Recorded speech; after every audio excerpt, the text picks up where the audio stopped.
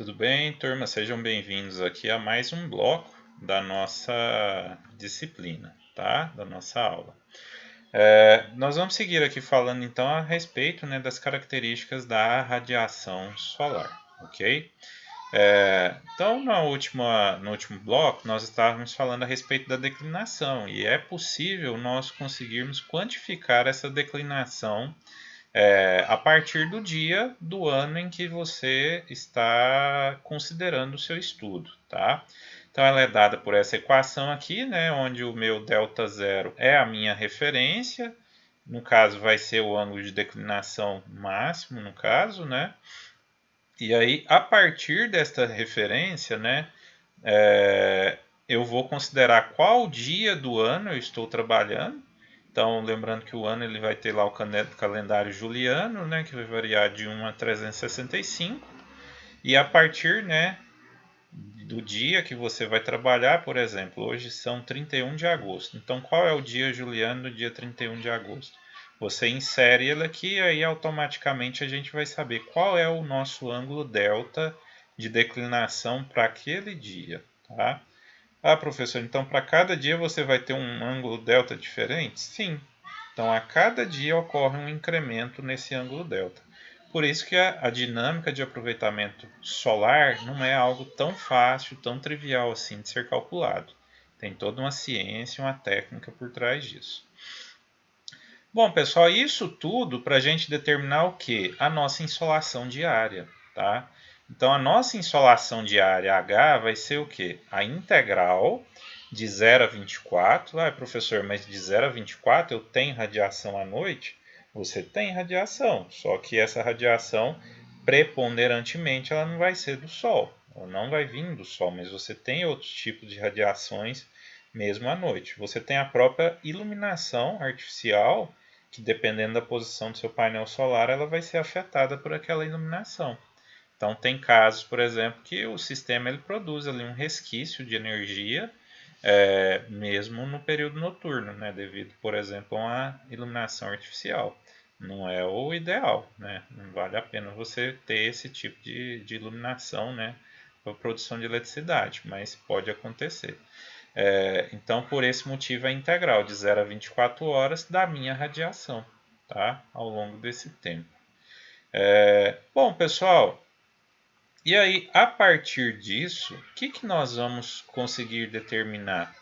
A gente vai conseguir determinar qual vai ser o meu perfil de variação desta nossa insolação H ao longo da posição no planeta. Então, por exemplo, de acordo com a latitude, se a minha cidade, igual Rio Verde está mais ou menos na latitude de 17 graus em relação ao Equador. Então, se a minha latitude é de aproximadamente 17 graus, a minha curva vai ter um comportamento entre a curva de 12 graus e a curva de 24 graus. Então, eu terei uma época do ano onde a insolação será menor. Como nós estamos no hemisfério sul, essa época é o mês de maio, junho e julho. E vamos ter uma época do ano que a insolação é maior.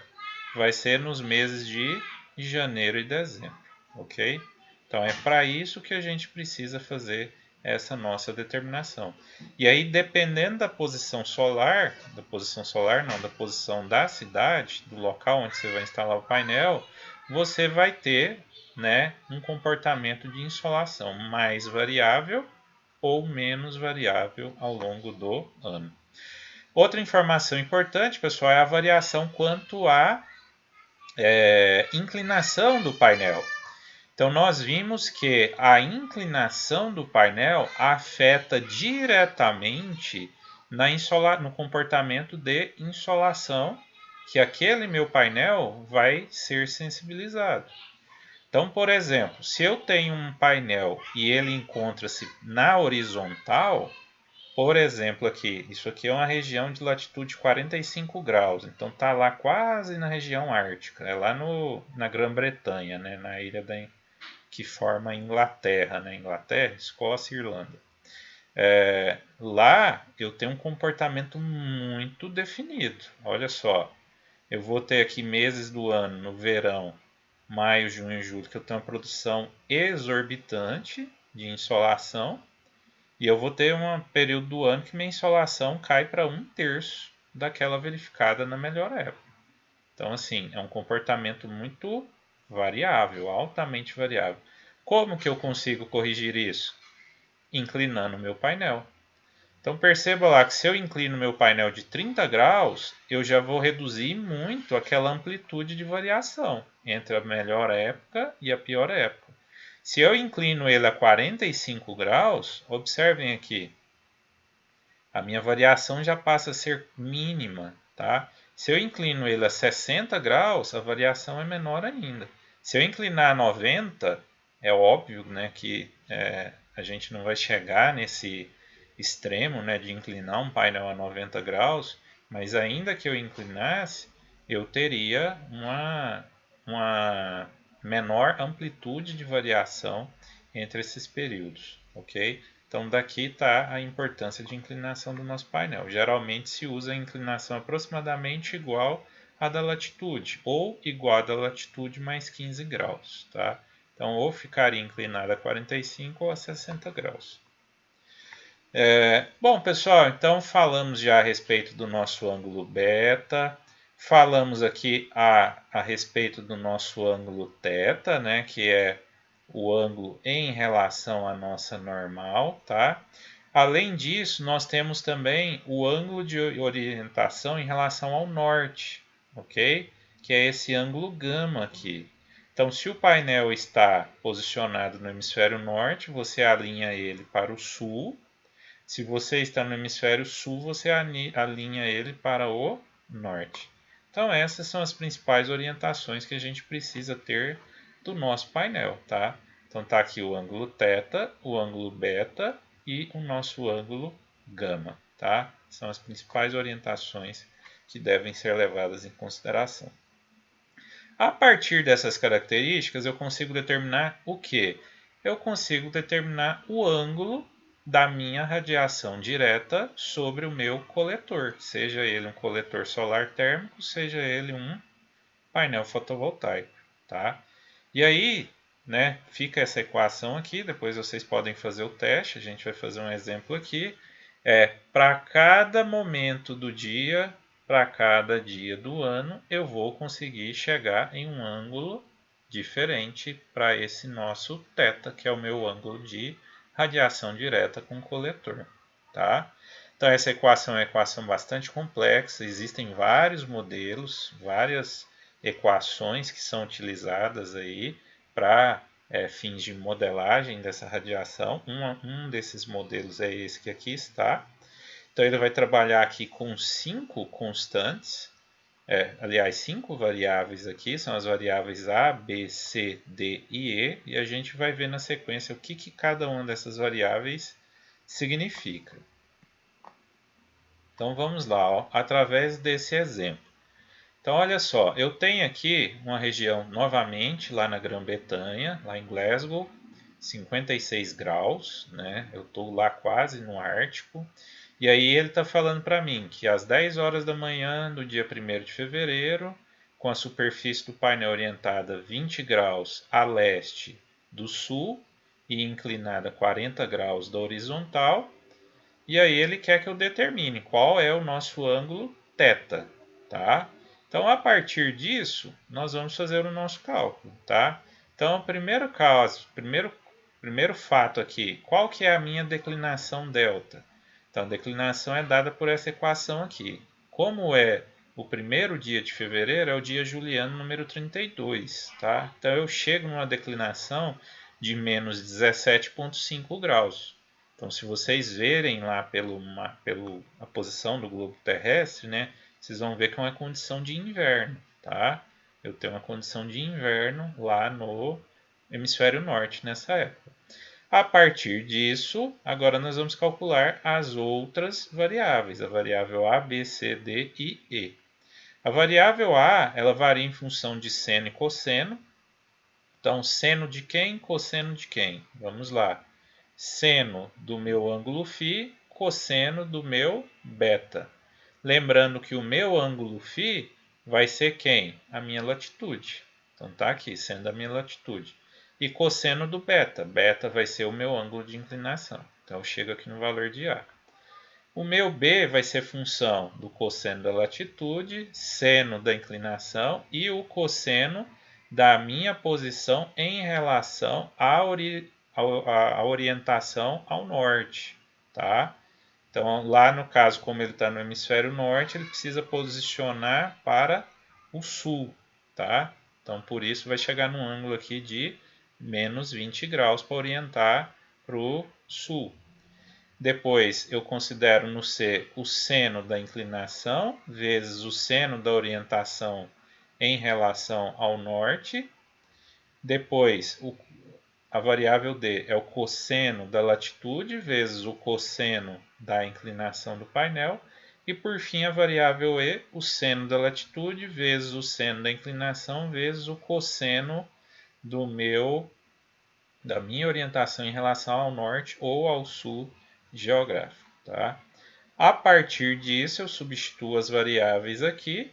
Essa minha equação também considera ainda, né, as características delta, né, que é a minha declinação, o ômega, que é o meu ângulo horário, e aí a partir disso eu chego aqui no posicionamento da minha radiação. Então ele chegou aqui numa posição de cosseno de θ igual a 0,783. E isso vai nos levar, aqui no caso está escondido aqui embaixo, a um θ igual a 38,5 graus. Então eu sei que para essa condição, para esse dia do ano, para aquele horário, aquele raio vai estar na posição θ igual a 38,5 graus. Por que é importante isso? Eu poderia, por exemplo, ter um sistema de seguidor solar, um sistema tracker. E aí eu vou movimentando o meu painel para seguir aquele raio solar, para garantir que ele fique sempre na perpendicular. Tá? Bom, pessoal, isso aqui é só um pequeno esboço, né, dos equacionamentos matemáticos que são trabalhados. Conforme eu disse para vocês, existem vários outros modelos que podem ser utilizados. Esse é apenas um deles, tá?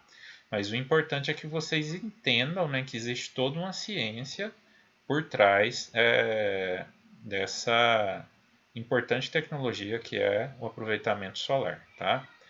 Bom, pessoal, esse aproveitamento, além dos equacionamentos matemáticos, a gente também pode ter uma melhor compreensão dele através dos instrumentos de medição. Tá? Então, existe uma série de instrumentos de medição que podem ser utilizados para essas finalidades. Tá? Então, eu tenho aqui desde sensores tipo radiômetros, aqui eu tenho um sensor de radiação global, por exemplo, né? Aqui tem um sensor de radiação difusa, piranômetros também, que mede radiação, a própria célula solar, aqui um sensor de radiação direta, os gravadores de radiação solar, isso aqui é um gravador analógico, você põe uma folha aqui, essa folha, à medida que o Sol se choca na esfera, ela vai queimando a folha e vai ficando o risco da posição solar ao longo dos diversos dias do ano. Dessa forma, você consegue levantar o perfil de toda a variação da radiação solar do ano.